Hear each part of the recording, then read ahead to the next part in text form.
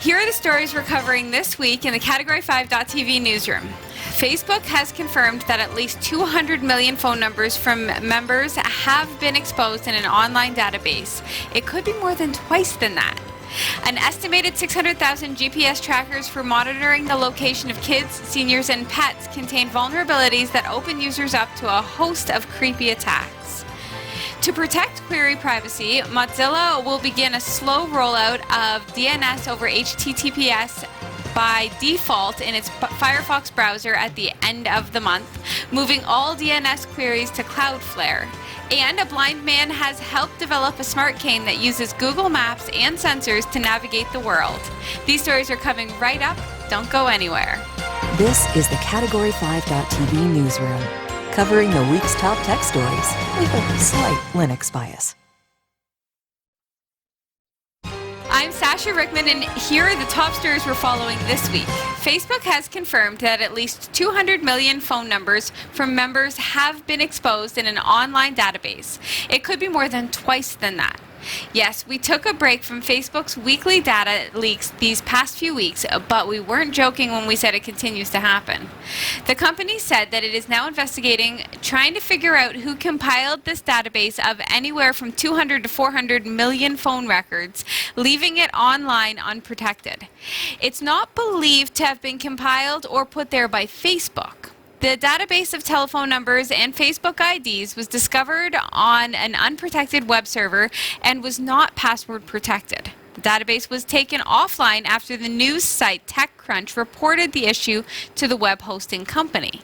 In April 2018, Facebook switched off a feature that let people search for other users by typing in their phone number. The company said malicious actors abused the feature by typing in millions of phone numbers to find out who owned them. It said that they had been harvesting profiles and phone numbers for years by abusing the search tool, and that anybody who had not changed their privacy settings after adding their phone number should assume their information had been harvested. Okay. So understand how this happens, right? Like, you know that checkbox that says allow people to find me by my phone number? Yeah. Yes. Yeah. So 0000001, 0000002, and just cycle through, right? Write a bot to do that. And boom, it harvests all these. So it's not a data breach per se. It's that checkbox that allows them to find you if they know your phone number, allowed anyone to harvest based on bots. Just spy. It's like the bot dialers, right? Angel dialers, they call them. Yeah, I remember those. Yeah. So remember when we used to get a lot of solicitor calls and it was just random? Used to? Well, it shouldn't be too high now, but then again, I'm on Magic Jack, so I what would are you say on? You don't use Bell, do you? At least once a week, I get a call from the Canada Revenue Agency. Oh, There's sure. a warrant for your arrest. Yeah, but that Jeff, one. And then you got to take that one seriously. And then there's always the guy legit. calling to clean my ducks. And I let him know that all I've got is geese. Ah. And he doesn't figure that one out. Couldn't figure it out? Nope. You're on Bell then? No, Virgin. Virgin? Yep. Some kind of... So I just use Magic Jack. Yeah, I know. And we've changed our number before. It's just a button in... I will say... You just log in and push a button and it gives you a new phone number. It does not happen with Magic Jack, because we have Magic Jack for our home address. We have since 2010. Yeah. And I've never once had a spam call on it. I have, but you can block them. You can just log in again into the interface on the website. I don't have them blocked, and I've never had it. Never had Good. one. So I mean, yeah, it's fairly rare. I'd like to know who put their phone number on Facebook. A lot of people. You have to in order to authenticate your account. Oh, really? Yep. At one point, you didn't have to. I don't think I had to. If you signed up a long time ago. Well, you are not on Facebook now. I am not on Facebook, so I can't check. Yeah. But I don't But think I my think phone number was on Facebook. I could be wrong. I mean, I've only ever signed up for Facebook on an app. I think if you do it on the web, you don't require a cell phone, because obviously they can't text your cell phone and be like, "Oh, is this correct?" Yeah. I think, but I could be wrong. I don't know. It was a security concern. I'm pretty sure I raised it on the show before. Yeah. How Facebook was forcing people to provide phone numbers in order to confirm that they are who they are. And that's fairly common practice. YouTube is the same. You cannot be a YouTube creator without providing a cell phone number. Oh, Not even you a can't home even number? just have a landline. They have to be able to SMS you. Now they Really? well, you can activate it with a home phone, like with a phone number, and the robot will call you and say, "This is Google. Your authentication code is." Huh. So yes, my mistake. Yeah, you can do that. However, in my case, I had already done that a few times with other accounts, and so my personal phone number was maxed out. Like you're allowed to do it 4 times or something like that. Yeah. It's like activating Windows. You can only do it 100 times. Come on now. Right. Yes, of course. I only have one computer running Windows 10. Yeah. Oh. Software piracy. Yeah. An estimated 600,000 GPS trackers for monitoring the location of kids, seniors, and pets containing vulnerabilities that open users up to a host of creepy attacks. The $25 to $50 devices are small enough to wear on a necklace or stash in a pocket or car dash compartment. Many also include cameras and microphones. They're marketed on Amazon and other online stores as inexpensive ways to help keep kids, seniors, and pets safe. Ignoring the ethics of attaching a spying device on people that we love, there's another reason for skepticism. Vulnerabilities in the T8 Mini GPS tracker locator and almost 30 similar model brands from the same manufacturer, Shenzhen i365 Tech, makes users vulnerable to eavesdropping, spying, and spoofing attacks that falsify users' true location. Researchers at a vast threat lab found that ID numbers assigned to each device were based on its International Mobile Equipment Identity, or IMEI. Even worse, during the manufacturing, devices were assigned precisely the same default password of 123456. The design allowed the researchers to find more than 600,000 devices actively being used in the wild with that password. And as if that wasn't bad enough, the devices transmitted all data in plain text using commands that were easy to reverse engineer. The result? People who are on the same network as the smartphone or web-based app can monitor or modify sensitive traffic. One command that might come in handy sends a text message to a phone of the attacker's choice.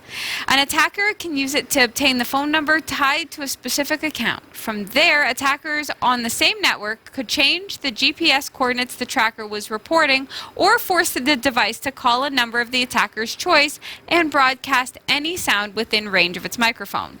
Other commands allow devices to return to their original factory settings, including the default password, or to install an attacker-chosen firmware. And for those of us familiar with man-in-the-middle attacks, here's a scary one. A simple command allows attackers to change the IP address of the server that the tracker communicates with. The researchers said that they privately notified the vendor of the T8 Mini GPS tracker of the vulnerabilities on June 24th and never got a response. So. Okay. Oh, I'm going to get myself in trouble. Go ahead, Jeff. Do you think it's by design? Oh, Jeff, don't go there. No, it's stupidity and cheap product. I'm going to say it's for monitoring. No. Because a proper monitoring solution that you're alluding to, that I know you're alluding to, is going to be encrypted and they're going to be hidden. Way sneakier. The data is going to be hidden in packets this is just going silly. to some server. I mean, you could be right, and maybe I'm just like, going into the dark conspiracy theories of my mind, but to have something that simple, all the same password, like so easy, to me, that is a inferior product that they said, let's leave this open to be able to collect the data, access from anywhere. I don't buy it.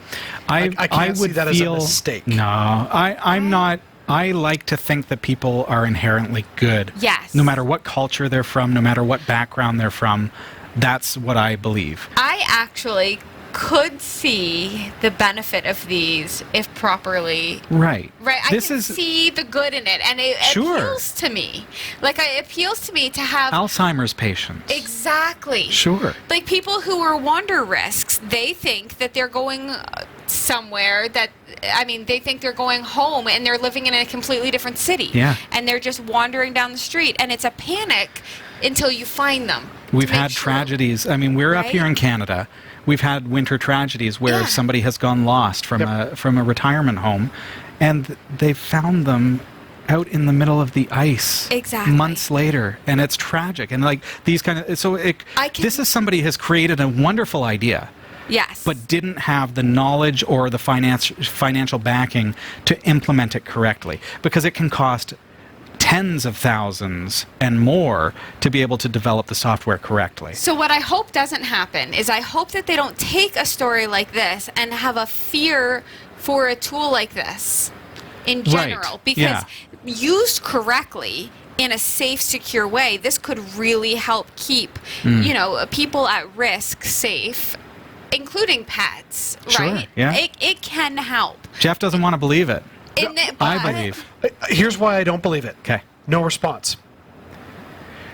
Again, If you are a... if I can back up just a second, from my eyes, this could be a company that has developed a really cool product, and who knows what their company is like. It could be a startup. It could be, But they've sold a ton of like, this is a units. Shenzhen company. So we know this is a Chinese company, and how many Chinese companies are there? Lots. Good luck getting a hold of one of them in an event of a support issue. Right. If there's 5 people working for the company, they've built something really cool.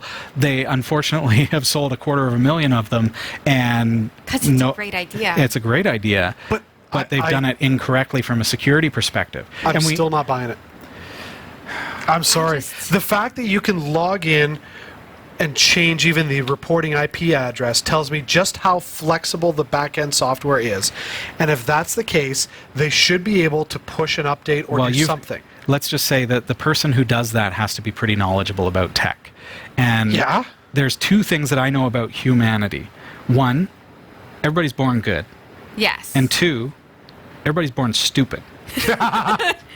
yes. And we Some of us and we have to never learn. get past that. We have to learn 2 things. 1, to ignore bad and remain good, and to become intelligent. stupid. Yeah. And by intelligence is relative, and knowledge is what I'm referring to.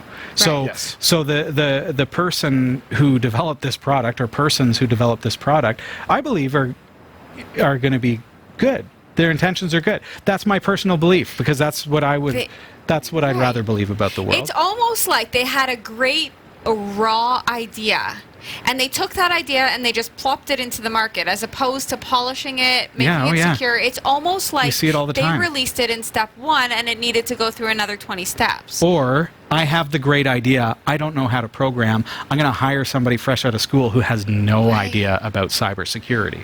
Yeah, 'cause And they're going to be the ones to do it because they can do it cheaper. I would love these things. Like, That happens too. to have one in my car would be great as a Yeah. security Oh, yeah. factor, right? So that if my car ever gets stolen, I can always, not that my car is going to get stolen, it's tiny, but then I could track it. Or Sure. on my person, so that if I get stolen, somebody can track me. Dave, you got the app? All right. But What do you think? I'm glad you guys are, like positive thinkers. I think this is totally by design, and nobody wants to admit it. and I this don't, is why we I don't welcome believe your that for a opinion. second. And then disagree with it. You don't have to believe it. Who Just do have to you agree with me? Who do you agree with? Is this deep, dark, evil monitoring, tracking, trying to find out who went to the ice cream shop today in America?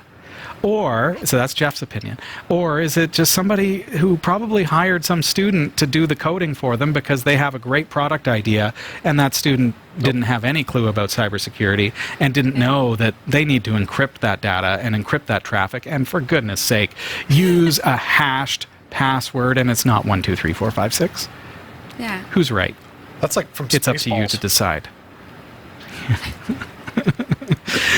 Okay. To protect query privacy, Mozilla will begin a slow rollout of DNS-over-HTTPS by default in its Firefox browser by the end of the month, moving all DNS queries to Cloudflare. Under development since 2017, DNS-over-HTTPS, known as DOH for short, transfers domain name queries which try to match domain names with server IP addresses over a secure encrypted HTTPS connection to a DNS server, rather than via an unprotected, unencrypted, bog standard DNS connection. This extra layer of security ideally prevents third parties, such as network service providers, from easily seeing the website's internet users visit and prevents miscreants from tampering with domain name lookups. Though DOH provides much more privacy than the status quo, it's controversial where lack of privacy is assumed or required, such as monitored environments that insist on content filtering, among other reasons.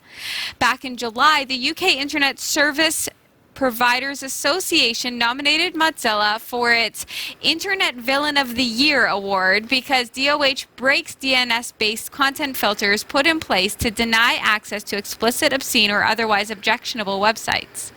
A few days later, the trade group reversed itself after fallout from users. It's been claimed that DOH will make it easier for people to avoid network-based content filtering. Mozilla maintains that DOH improves overall internet security. Although Firefox's DOH service will be provided through Cloudflare's 1.1.1.1 DNS service, at first, the list of supported service providers may grow over time. Mm-hmm. So... This is a tough one. Mm-hmm. When Google forced every web designer and web host to go HTTPS, there's the understanding that this is more secure, this is more safe. My data being sent and received from that server is now encrypted. Right. But when Google did that, they also made it so that other search engines who track traffic in order to provide accurate results instead of PageRank are no longer viable. Their entire infrastructure now does not work because Google has made the internet HTTPS. So we don't see the fallout of a decision that they put under the guise that this is a security thing. Now, Firefox forcing DNS to be HTTPS based. It sounds like, from a security perspective, this is a great idea.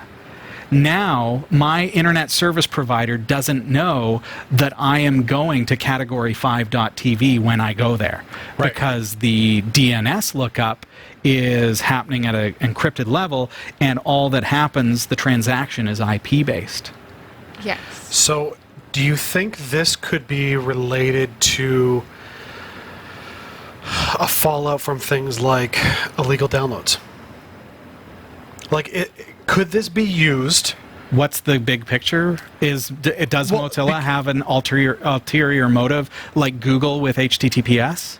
Well, that's what I'm asking. Like, I mean, I think of the case about, I don't know, was it 6-7 years ago, where a bunch of people downloaded the Hurt Locker, and suddenly they got legal letters saying your IP was tracked downloading this. Right. So is it possible that by doing this, you can plausibly deny and say, I never went there? Well, we can say that the DNS encryption is protecting us as users. Sure, right. It is. It absolutely is. But I am a daddy, and I have a pie hole. Yes, okay. Okay? I have a pie hole on my network that blocks advertising of all types, whether it's pornographic or otherwise. Yes. Yep. And my pie hole is subscribed, so this is a DNS filtration device. My pie hole also is subscribed to pornography lists. Yes. And adult content and gambling sites and all those kinds of things. So that my kids, not anything more than to protect them. Right. Now, so they don't accidentally stumble on something that they exactly wouldn't want. Yeah. Yeah. And tragically, this happens. Downloading an MP3 file, Googling to download a particular song. Yeah, it and happens. A pornographic ad pops up. Yes. From Google. Like, Yep. it shouldn't happen, but it does. So as a dad, I want to protect my kids. So I have that in place. Now, what Mozilla is saying to me is, we're going to roll out an update that is going to change your computers, including my son's laptop and my daughter's laptop and my 8-year-old's laptop. They all have laptops. They're so freaking spoiled. They're going to change the settings on their laptops so that it bypasses daddy's protection and instead lets them see all those things. That blows my mind. And But that's presents if it to them. That's if you use Firefox. That's if you use Firefox. Yeah. Yeah. So you know where I'm going. Yeah. Firefox, Iceweasel, goodbye. Yeah. It is interesting though, because I feel, and this is just complete layman's perspective. Okay. I do know that in the past, for various places that I've worked, they have had internet blockers. Sure. So DNS blockers. So that you Guess what? cannot use the internet at all. However, Oh, okay. Firefox in the past worked for us.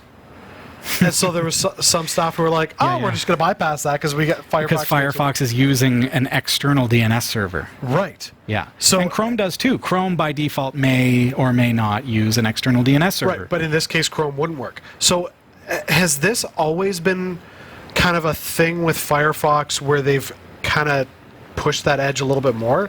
Because, I mean, I'm going back 10 years.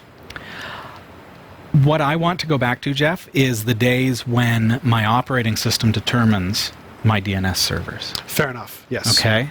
Think about that for a second. My browser, my BitTorrent software, the programs that I use to aggregate my RSS feeds, those programs have no right, from my perspective, to administer my DNS settings. Correct. Thank you. Who should set the DNS settings but me? I agree. And those programs should honor that.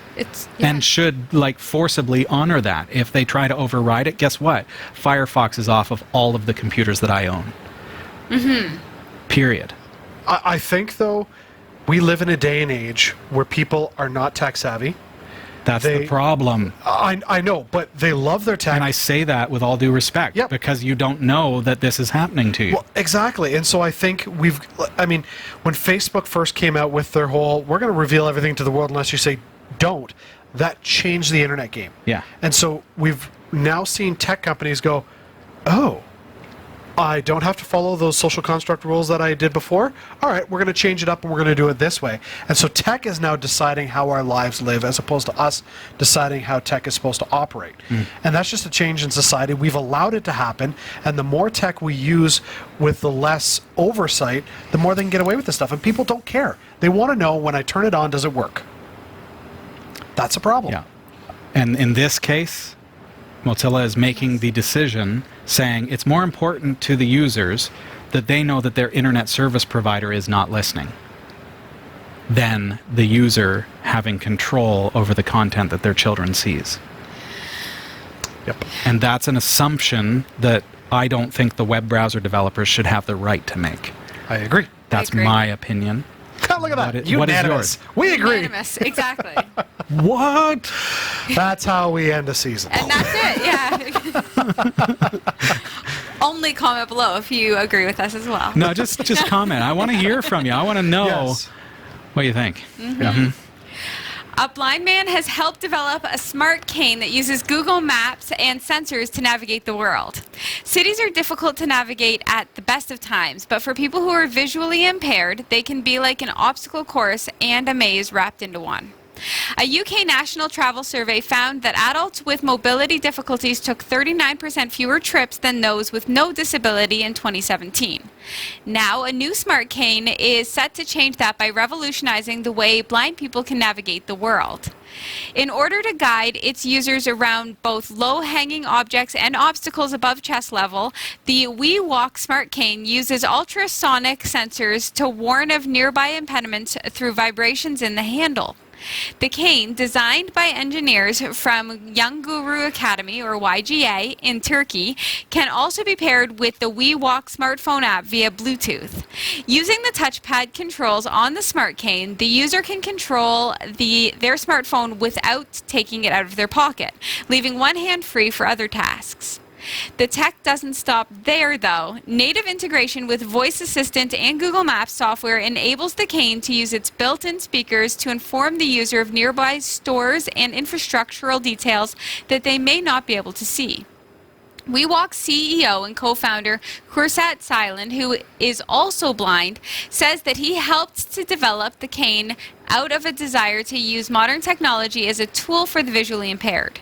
In a world where there's talk of flying cars, he can't get his head around why blind people are still just using a stick to get around. He says, quote, "As a blind person, when I'm at the metro station, I don't know which is my exit. I don't know which bus is approaching or which stores are around me. That kind of information can be provided with the WeWalk," end quote. Currently, the startup sells the WeWalk for about $500. Of course, as they gain momentum, the price may change, but the features will also continue to be improved and enhanced. I love it. This is cool. Yeah. This is a pretty big deal for me. I love like stories like this. Well, and I mean, you deal with a lot of elderly patients. Yes. How many of them are visually impaired? Sasha's a personal support worker, Yes. a care worker with And the I elderly. do have personal clients who are visually impaired and or completely legally blind. Right. I feel as though even inside the house, the WeWalk cane would be of so much use. Right. We have a place in town called 5 Points. Yes. Yes. Okay? It's called 5 Points for a reason. It's 5 intersections that come together at one point. Yeah. And It's when, difficult to drive through it, let alone walk through it. Well, my wife and I never really go into that end of town, but we did for a social gathering for family just recently. And at 5 Points, now when it's time to walk, there's a beep, beep, Yes. beep, beep Yes. for the visually impaired that tells them it's time to start walking out into the 5 Points. Yes. 2 people ran a red light in front of us. Oh. 2 people. Yeah. And I looked at my wife and I said, if you were blind, like hearing this beep, beep, beep, beep telling me it's safe, how would I know? Exactly. 2 people right in front of us. That's a bigger social issue, though, because I see red light runners all the time. But this uses ultrasonic waves, okay? So it senses movement and something coming at you and can vibrate and say, okay, stop, Yes. right? From a smart cane. I love that. You know, Very the other cool. thing that I thought of while reading the story is, you know, the glasses. Google Glass. The Google Glass. It's like a blind version of that. Right. So if you put Google as somebody who's legally blind but with not complete vision loss, but if you put Google Glass on and had the cane, then like major signs and stuff could show up in really high definition in your Google Glass as well. Right? Because I wonder if, everything's integrated. I've seen people with the modified readers where they slide the paper under the thing and it big projects magnifier. it. Yeah. It projects Sure. it really large. Well, Yes. if that was happening integrated with the cane and the glasses. I'm curious to know. Yeah, I don't know if someone who's that visually impaired could use Google Glass because it is still a small apparatus. Right, but would it not fill your whole visual field if programmed to Yeah, do I don't so? know. I don't know. That's a good question. Because Anyone with experience with Google Glass, I'd love to know. Right. Regardless, this is a cool story. This Very. opens up the world to people. Yeah. Like it's game changing to even have the confidence to go check your mail yourself. Yeah. Right? I get to somebody's house sometimes and I have to go and check to see if their mail at the front of the house has been delivered. Sure. Because they can't get out themselves to do it. Yeah.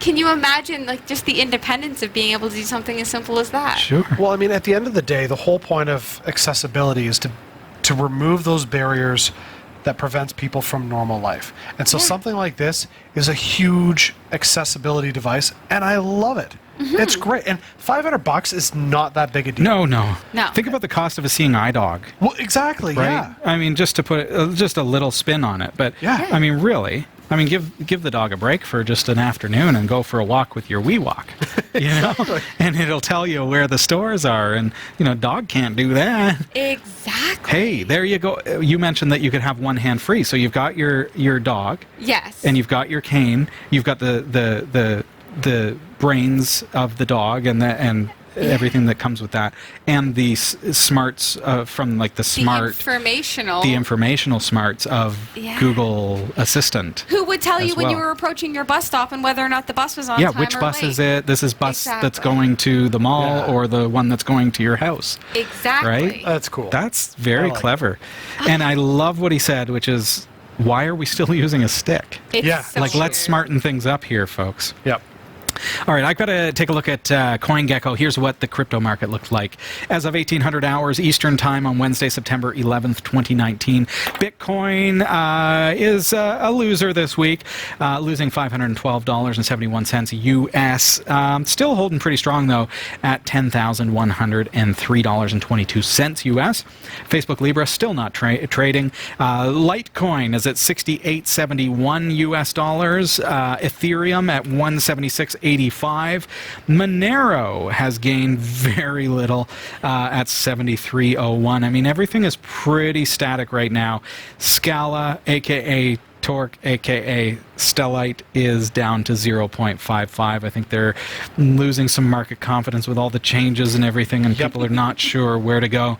Turtlecoin is also down a little bit at 0.32 ten-thousandths of a cent.